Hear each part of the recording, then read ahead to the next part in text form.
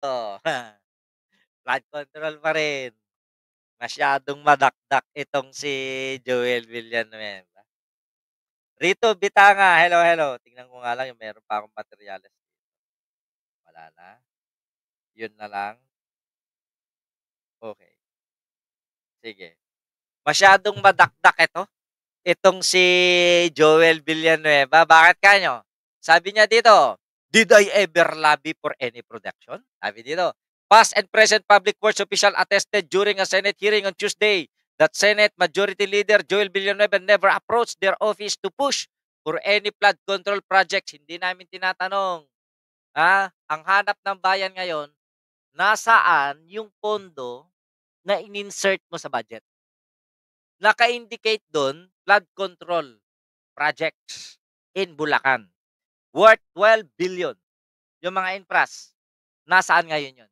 Hindi namin tinatanong kung nag-lobby ka, hindi din namin tinatanong kung, nasaan yung project, saan mo nilagay. Ang tinatanong namin na in-attest din ng governor mismo ng Bulacan na wala silang alam na project mula dun sa mga insertions na yun. So, nasaan napunta yung mga insertions mo sa budget? Di ko na tatanungin, yung mga insertions na ginawa ni Chis Escudero sa Sorsogon, baka napunta yan sa kaibigan niyang kontratista na nagbigay sa kanya ng pondo nung kampanyahan. Dito muna tayo kay Villanueva, ha? Ah, asan ngayon yung pondo? 12 billion. Oh, Ma'am Senchang, mga taga Bulacan kayo. Hindi kaya ito tanong ko lang, hindi kaya yung mga na-insert na budget through Joel Villanueva, yan yung mga nangyari sa Kalumpit? Yan yung mga nangyari sa Baliwag? Ha? Hindi namin tinatanong kung nag-lobby ka o hindi. Ang tinatanong namin, kagalang-galang na putang ina mong senador ka, nasaan ang pondo? Patapos na ang 2025. August na. Rosana Ragudo, shoutout. Papasok na ang September. Malapit na birthday ko. Jing P, shoutout. Guilty. Kaya nauna na si Villanueva, lalabas din yan na huli. Oh. Asan na ngayon? Asaan napunta ang pondo na in-insert nyo, takas na dinagdag nyo? Umamin na si Chis Escudero, 2% lang naman daw eh, o 1% lang naman daw, bakit nyo pinapansin? Ano, kakalimutan na lang natin yan tulad nung pagkalimot natin sa adik sa Senado? Yun lang. Okay. Kalma. Basta lahat flood control budget nasa Villanueva, okey. Sabi ni niyakap-yakap kita, "Ito na, tanong ka lang." Siguro humihiling ng maraming panahon. Ah, bigyan natin. Mga okey na 10 taon, Villanueva. Jesus is Lord. Amen. Amen. 10 taon. May papakita mo na yung kung nasaan napunta yung 12 billion. Amen. Amen. Ah, kapag kapag namatay na yung mga Pilipino, nalunod na sa basa, baka konsensyahin ka. Amen. Amen. Oh, 'pag marami ng mga bata napatay, nalunod dahil sa baha, doon ka sana makonsensya. Amen. Amen. Naku, 'di ba? Hindi, wala naman nagtatanong kung nag-lobby ka, eh. Oh, ang tinatanong, nasaan pondo? Saan mo nilagay? Eh, malinaw dun, infrastructures program, 3 billion papunta sa, flood control. Saan nga yun yung mga flood control na yun? Hallelujah? Ayokong banggitin yung pangalan, eh, ng relihiyon nila. O baka napunta naman sa amen. Amen? Amen. Kaya ko nga ulit-ulit na sinabi yan, eh. Ay, buhay. O, dito na tayo. Isa pa 'to. Top 22 campaign donor ni SPG sakot bilyones sa flood control projects. Hindi kaya diyan napunta yung mga pondo? Amen? Amen. Ah, nakapagtataka, eh, 'no? Yung, top contributor mo, siya yung pinakamaraming nakuhang proyekto mula sa DPWH. Nakapagtataka lang. Sino kaya pinakamatinding backer? Sino kayo ang nagbigay? Hindi kaya yung 9 billion, 9.1 billion na insertions ni na parte lang ng 142 billion na insertions ni Cheese Cordero ay napunta karamihan sa financer nila. Tanong ko lang ulit. Tanong lang ulit natin, wala naman masama sa nagtatanong, di ba? Ding Domeng, shoutout. O, dito na tayo. Sige, dahil dyan, galit na galit ng presidente.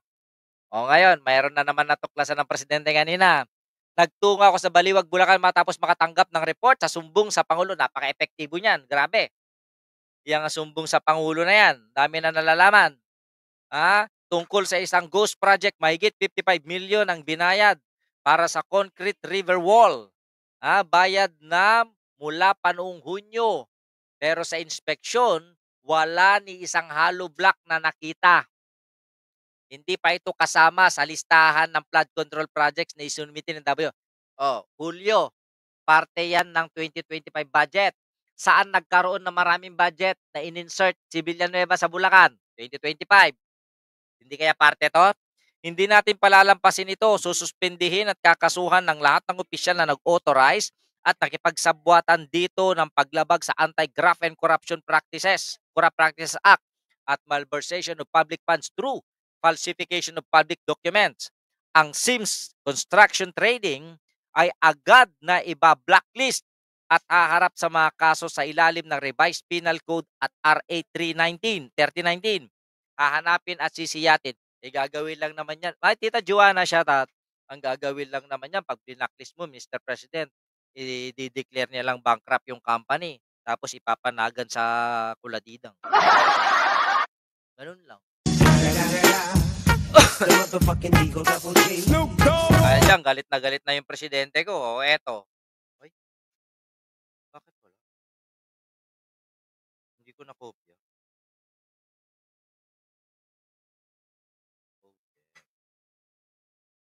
Merong dun yung presidente. Nagsalita ang presidente dun. Galit na galit eh. May parte din si Bongo sa insertion ni Cheese pambili ng boto sa 2028. Malamang. Hindi ko na-kopya yun. Sayang, galit na galit yung presidente dun. Yung galit na ako, sabi. Sana nga, totoong may kakasuhan. Sana may mapanagot.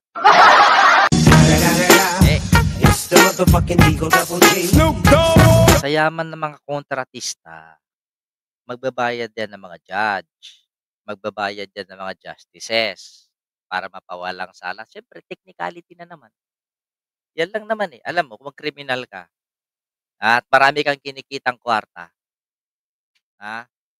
partehan mo yung mga huwes. Para kahit gaano ka kriminal, inosente ka pa rin sa ngalan ng batas. Real talk. Dito tayo. Sige na. Eto. Narito ang mga private contractors na hindi dumalo. Ito yung mga pinupusog pena ng mga magtataka ako kinabato. Noong si Sara Duterte at saka si Digong ang ayaw umattend sa mga pagdinig sa Senado, hindi nila sinusumpena. Pero pagdating sa mga ito, ang bibilis nila. Bakit kaya? Narito ang private contractors na hindi dumalo sa pagdinig ng Senado at pinapasumpena. Presidency sa ito yung Diskaya. Okay, Romeo Miranda, Royal Crown, Aderma Angeli Alcazar, Sunwest. Isa to, malaki ditong Sunwest na to. Ang nakakulimbat dito. Wawaw Builders. Ito, yung sa Columbit. Owner Manager Romangeline Romando Street Timothy Construction Corp. St. Timothy. Isa lang to, St. Timothy at saka si Diskaya eh. Okay. Sana nga. Hindi ako naniniwala dyan. Kaya hindi ako nagkaka-interest dyan eh. Dyan sa hearing na yan, napaplastikan ako sa mga senador. Dito na tayo. Eto, lahat ng iniimbestigahan, lahat administrasyon ni BBM. Mukhang nakakalimutan na yata natin imbestigasyonan ang mga nangyaring katiwalian nung dating administrasyon. Dito, top 2 contractor ng DPWH projects noong 2016-2017, pinsan ni Digong. motherfucking Eagle Double G. Hindi ba nagtataka yung ating mga mambabatas na bakit kinakailangan kamag-anak ng isang presidente ang makakuha, makapanalo ng isang proyekto ng gobyerno? Wala. Lahat sila nakatuon ngayon dito sa projects na under PBBM administration. Pero bakit hindi nila halongkatin yung mga proyekto ni Senator Villar na noon ay DPWH Secretary? Kalimutan na lang. Parang naghiwalay na jowa. Walang pansinan. Kalimutan na. Wow. Yan ang sinasabi ko. Na punong-puno ng katiwalian noon at ginagamit lang nila ngayon yung this is the baby. Baby ni BBM 'to, itong flood control investigation na 'to. Nakikisawsaw yung iba, bakit kamo? Bakit ako magiging kasama diyan? Nagpapaimbestiga ako. Gago ba ako naimbestigahan? Ganyan lang ang tirada ng mga senador at mga congressman. Believe me. The motherfucking Eagle Double G. Kaya wala akong gana diyan. Basta aantayin ko, ifa-follow up ko, imo-monitor ko yung mga ginagawa ng pangulo dahil diyan ako may tiwala sa investigasyon ng pangulo. Tignan ninyo, nag-report lang sa website. Pinakitaan ng resibo, pinuntahan agad ni BBM. Walang schedule. Naniniwala kasi si BBM sa foresee is to believe. Ayan, tinignan niya, wala nga. Patay kayo sa akin. Dito na tayo.